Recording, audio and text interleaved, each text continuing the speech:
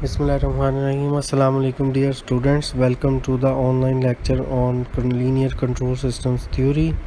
Today we are going to discuss design of control systems in time domain.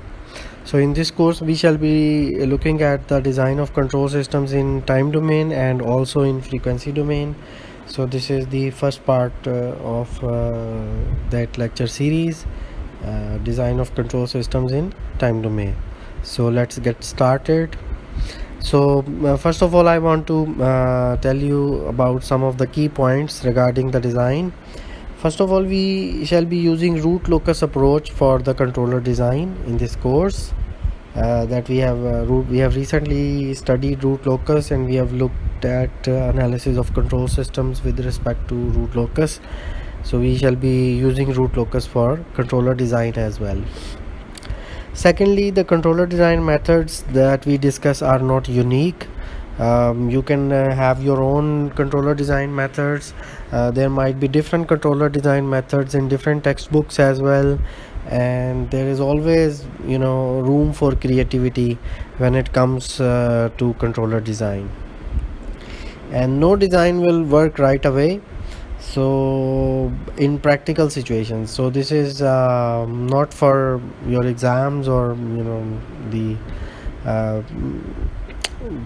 but when you are professional control systems engineer, this is very important point that you have to keep in mind, that you will always be doing this.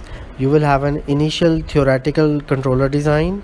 You will set up the gains at the values which theoretically tells you that will achieve the desirable specifications, but whenever you will do simulations with those gains or apply those gains to the real physical systems, there will always be, with very few exceptions, there will always be something making the system not achieve the desirable specs, even though the theory says so. Because there are many reasons behind that, because some of the things are not included in the system model. Sometimes model is not accurate enough, sometimes system actually is non-linear while we are discussing or designing the controller using the linear model. Sometimes system is discrete time while we are assuming it to be continuous time. So there are numerous reasons for that. But it's nothing to be disappointed about. You can always do fine tuning based on simulations and practical runs.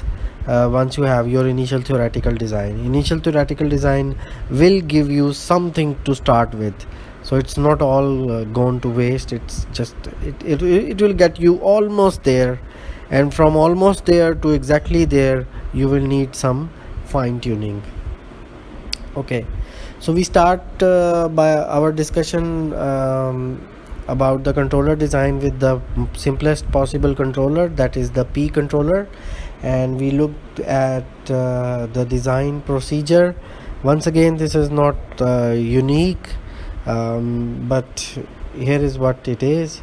We use root locus to select the gain Kp so that the dynamical specifications are met, such as overshoot, percentage overshoot, settling time, rise time. We'll try to achieve the dynamic specifications with the gain Kp, and if we are successful in that, then we will look at the steady state error. And if the steady state error turns out to be okay with the gains that achieve the dynamical specifications, then we are all set. So we look at it in terms of an example. So let's consider a second order system where we have no zeros but two poles, one at -2 and one at -3, nicely placed on the real axis.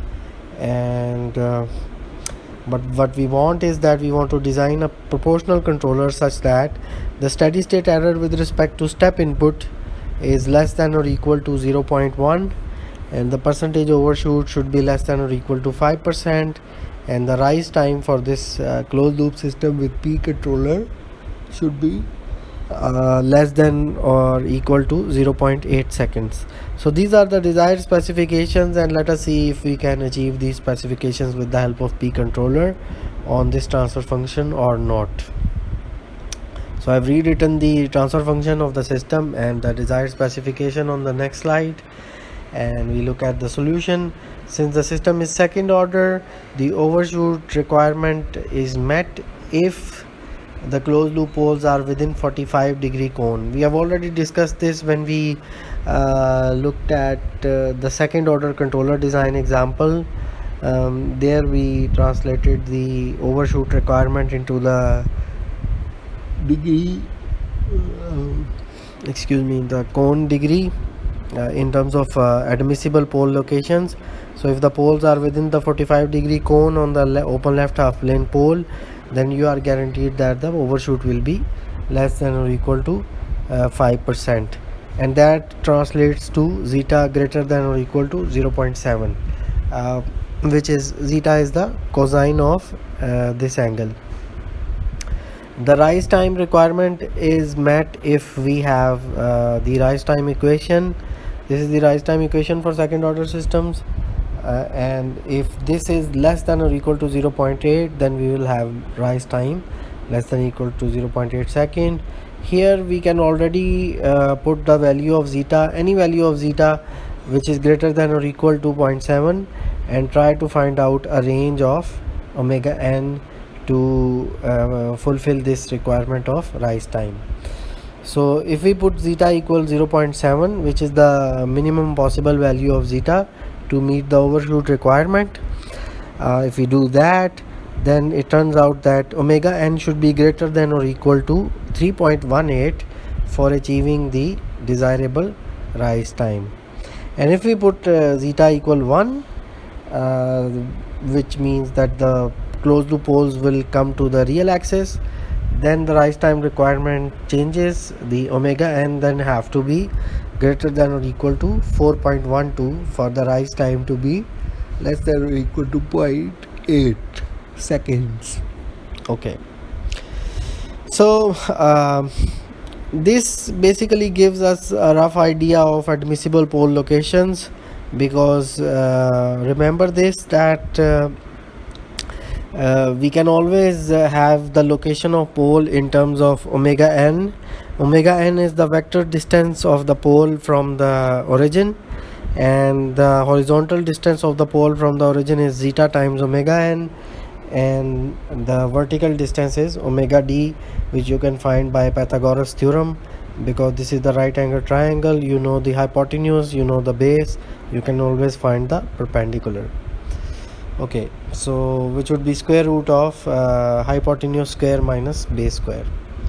So in this case we know that this distance should be greater than 3.18 if this angle is 45 degrees, and if the pole is located right on the real axis, then the distance should be greater than or equal to 4.12.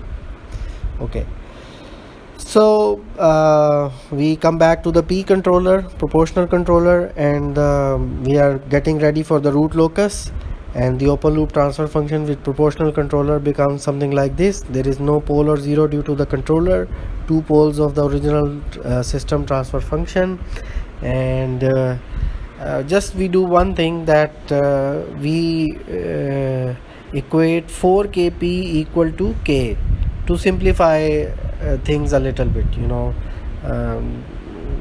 to simplify the root locus design. It does not make much of a difference, but this is better than having 4kp. Just have one gain k, and the transfer function is 1 over s plus 2 into s plus. Alright, so now the open loop transfer function becomes like this, and now we are ready to sketch the root locus. And when we sketch the root locus, it becomes something like this. So these are the grid points, don't worry about them. So this is the root locus, this pole at -3, and there is a pole at -2. When you increase the closed loop gain, this moves towards the left, and this pole moves towards the right. They meet right in the middle at the point -2.5, and one of the pole goes up and the other one goes down, making asymptotes at 90 and 270 degrees. And you can see that if we look at this and we look at this, then what we can do is basically we can look at the point where zeta is 0.7. So here, along this line zeta is 0.76, along this line zeta is 0.62. So in the middle here somewhere zeta is 0.7. So if zeta is 0.7 here and this is 45-degree angle, then at 45-degree angle the horizontal component and the vertical component become equal. So this point would be minus 2.5 plus 2.5j, and similarly the other pole would be minus 2.5 minus 2.5j. And if we place the pole at minus 2.5 plus minus 2.5j, this gives us zeta 0.7, and if you calculate omega n, that would be 3.53, which is greater than 3.18. so we are good here. So we can achieve the specifications, we can achieve the overshoot, and we can achieve the rise time requirement. And then what happens is that if we calculate the gain using the rule number 10 of root locus, then it turns out to be 6.5. So at gain of root locus k equals 6.5, we achieve the closed loop poles at this location, which gives us our desirable dynamical performance. And from that we can calculate kp, because kp we said that it would be equal to k is equal to 4 times kp. So kp would be equal to k divided by 4, which would be 6.5 divided by 4, which would be 1.625. So we have found the controller gain kp that achieves us the transient specifications desirable for the closed loop system. And next we look at the steady state error. So recall that the steady state error with respect to step, that is given by 1 over 1 plus limit s approaches 0 GSHS, that we discussed in the lecture regarding the steady state error for the systems of different types. And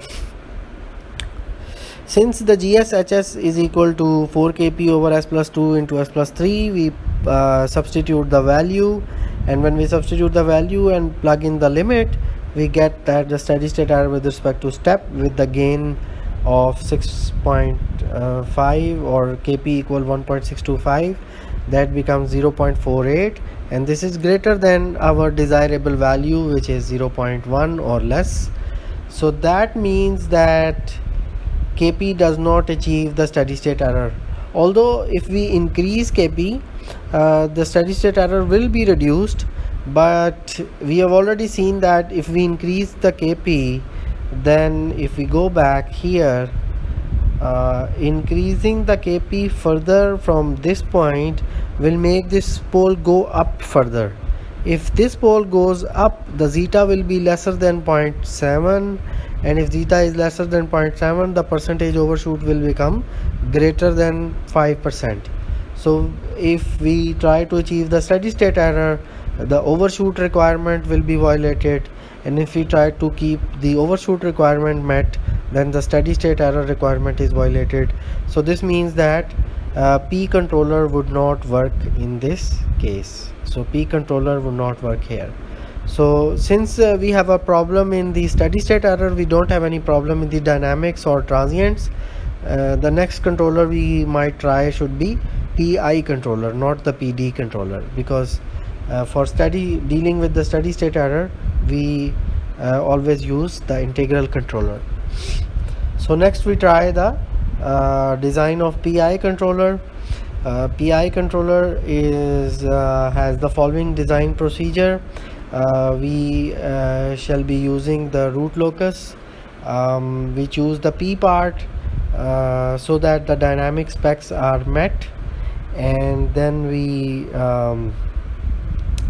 once the dynamic specs are met, then we check the steady state error with the what steady state error we are getting with the PI controller.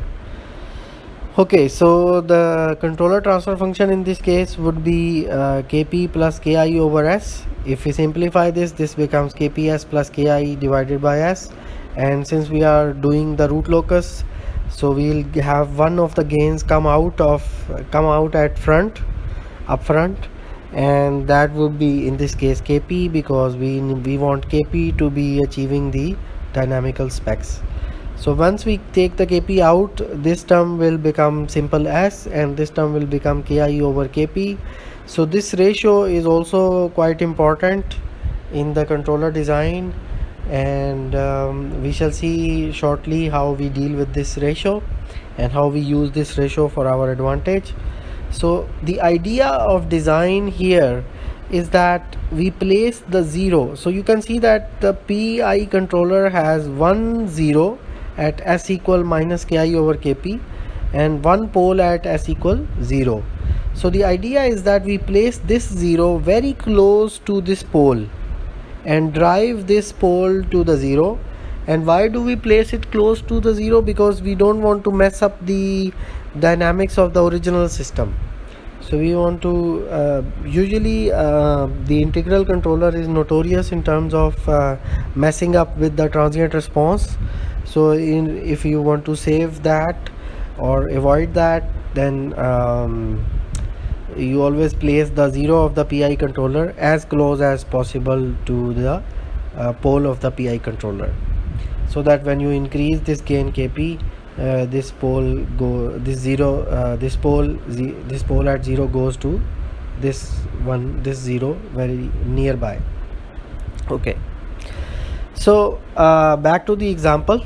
So the example that we have is we have this kind of transfer function 4 over s plus 2 s plus 3, and we have now the controller Kp into s plus 0.3. so this means that we are choosing Ki over Kp to be 0.3. so 0.3 is close enough to 0, so we can make it go even closer, maybe 0.1, but right now I don't see any specific need for that. So for me 0.3 right now for this case might be close enough. If it is not, we can revise that as well. So this is the controller that we are going to try. Notice how I converted two gains of the controller into a single gain by defining this ratio to a constant value. So it means that whatever value Kp I end up deciding, this will automatically give me the value of Ki, because Ki will be 0.3 times Kp. And okay, so we proceed further. Open loop transfer function would be something like K times s plus 0.3 over s into s plus 2 s plus 3. Here again I have done the same thing as I did before, putting K equals 4 Kp. So there would be this 4 here. So I just want to simplify things, so I make the root locus gain K equals 4 times the proportional controller gain. So this is the 0 of the controller, this is the pole of the controller, these are the two poles of the plant, and we shall see how the root locus turns out. And but before we come to the root locus, I just want to remind you that we need zeta to be 0.7 and omega n to be greater than or equal to 3.8, or if zeta is 1, then omega n has to be greater than or equal to 4.12. So now we sketch the root locus, and you can see here that the two poles, as before, they travel toward each other and they break away. One goes up, one goes down. The only difference is that this is slightly bent towards the right side because of these pole and 0 of the controller. Before this thing, they were absolutely straight up and straight down, but now they are slightly bent. So here this pole travels towards the 0 at minus 0.3, which disturbs this trajectory, disturbs the root locus, but not by much. So this is what I was talking about, that the root locus is disturbed, but it's not disturbed by much. If we put this 0 like farther away here, then this root locus will be disturbed by a greater amount. Okay. So here in this case you can see that I have already calculated the gains using the MATLAB software. So you can see that when the gain is 6.05, then you have a pole at minus 2.42 minus 2.33 j, which will have a complex conjugate part at minus 2.42 plus 2.33 j, somewhere around here. So we'll have complex conjugate pole, one here and one here, when the gain is 6.05, and in this case the damping ratio zeta would be 0.721, which is acceptable because in this case overshoot will be less than 5%, and the frequency omega n would be 3.36, which is greater than 3.18 here, so it is also acceptable for us in terms of rise time requirement. So all the dynamical specs are met with root locus gain of 6.05, and if I translate that into the gain Kp, then that would, I have to divide this 6.05 with 4, and if we divide this by 4, then I will get something like 1.5 or something. I will show it to you shortly, but before I go into that, just notice that with PI controller there is this open loop transfer function has a pole at the origin. This means that this system is type 1. So the closed loop system is already type 1. So for type 1 system, steady state error with respect to step is 0. This we have discussed in the lecture regarding the steady state error for the systems of different types. So we already know that the steady state error with respect to step would be 0 in this case, because with PI controller the system has become type 1. So steady state error requirement is met, the dynamic requirements are met, and the controller that achieve all these things is Kp equal K over 4, which is 1.5125, and Ki can be found using this ratio, which gives us Ki equals 0.3 times Kp, which would be 0.4537, and this results in our controller to become 1.5125 s plus 0.4537 divided by s. So this is our controller, the precious controller that achieves not only the transient specifications of percentage overshoot and rise time, but it also achieves the steady state error requirements. So we see that PI controller is useful whenever P controller is unable to achieve the steady state error requirements. And here I just want to say a few words of caution, because the closed loop transfer function with our PI controller, that would be like this: 6.05 into s plus 0.3, s into s plus 3, s plus 2 plus 6.05 s plus 0.3. So this is numerator over denominator plus numerator of the open loop transfer function. I am discussing this specifically because in order to justifying these specification, these requirements, I have used the zeta and omega n theory of second order systems, and these things are valid for a second order system and second order standard system, but this is by no means a second order standard system. This is a third order system. So although theoretically we have been able to say that the requirements would be met, but practically there would be some differences, so we have to be careful there. And there will not be much of a difference, because this 0 is very close to the pole of the system which is at the origin. So there is not a pole 0 cancellation, but one of the poles is very close to one of the zeros, which makes it almost like a second order system, and not quite, but almost is not exact. So there is always a difference between almost and exact, so you have to keep that in mind. So fine tuning might be required when you practically implement the controller. So the final gains that you implement at the practical system might be somewhat different from Kp, might be somewhat different from 1.51, and Ki might be somewhat different from 0.4537. Most cases Ki might not be very different, but Kp might, adjusting Kp might do the trick. Okay, so this is third order system. So above system is third order, whereas the dynamic specs equations of the rise time and overshoot are for second order system. So we have used it because one of the zeros is very close to the one of the poles. This is only justified because pole 0 of the PI are very close to each other, so there is an almost a pole 0 cancellation. And also in this way PI controller has lesser effect on the dynamics, while the steady state error is removed by the PI controller. So we are interested in removing the steady state error when we introduce the integral part, but we want to introduce the integral part in such a way that although it does reduce the steady state error, but it should not mess up the dynamics by a great deal. And still fine tuning would be required in practice after this theoretical design is done, to ensure that the desirable specs are met with the actual physical system. So that brings me to the end of this lecture, and I briefly summarize the controller design that we have discussed so far in this first part of time domain controller design.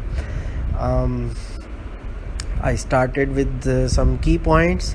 So I discussed that we shall be using the root locus approach for controller design, and the controller design methods are not unique. You can find different design methods in different textbooks or research papers. You can also try to invent your own design methods. There is nothing wrong with that. There is always room for creativity here. No design will work right away. I hope that by now you have been able to understand this point in a much better way. So we looked at the design of proportional controller. We set up the dynamical we try to justify dynamical specifications first, and then we look at steady state error later. We looked at an example of a second order system with some requirements. We tried the P proportional controller on that, and we first, before trying the controller, we just sketched out the admissible pole locations with the help of the specifications given, and then we tried out the controller using the root locus. We looked at the root locus and we saw that it is actually possible to meet the desired specifications with this gain of the controller, but unfortunately it was not able to meet the steady state error. And once it is not able to meet the steady state error, then we next go to the PI controller. We looked at the PI controller. We did some manipulations with the PI controller by taking out the KP gain upfront and defining the gain, the ratio Ki over Kp to a fixed value, such that the zero of the controller is very close to the pole of the controller. And then we applied this controller to the transfer function, and we were able to meet the dynamical specifications, and that was good for us because in this case we also meet the steady state error requirement, and all is very good. But we have to be very careful here because this turns out to be a third order system, and we are using the theory that is applicable to second order systems. So we might need some fine tunings at the end. So this is it about this lecture. Thank you for listening.